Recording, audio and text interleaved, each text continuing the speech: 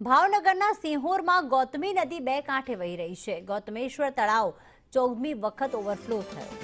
Bhavnagar Rajkot highway પર પાણી ફરી વળ્યા છે। ભાવનગર રાજકોટ હાઈવે બંધ થતા હાલાકીનો સામનો કરવાનો વારો આવ્યો। ભાવનગરના સિંહોરમાં ગૌતમેશ્વર તળાવ 14મી વખત ઓવરફ્લો થયો।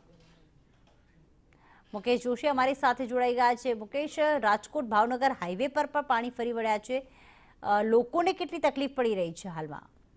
જી પ્રીતિ, આપને જણાવી દઉં કે સિહોરનું ગૌતમેશ્વર તળાવ છે જે 14મી વાર ઓવરફ્લો થયો છે। ગઈકાલે પણ ઉપરવાસના વરસાદને કારણે 2 દરવાજા ખોલવામાં આવ્યા હતા, ત્યારે આજે ફરી રાત્રિના સમયના વરસાદ બાદ હાલના તબક્કે 30 જેટલા દરવાજા ખોલવામાં આવ્યા છે। જે તમામ પાણી છે જે ભાવનગર રાજકોટ હાઈવે રોડ ઉપર છે જેની ઉપર ફરી વળતા હાલના તબક્કે વાહન વ્યવહાર છે જે બંધ કરવામાં આવ્યો છે।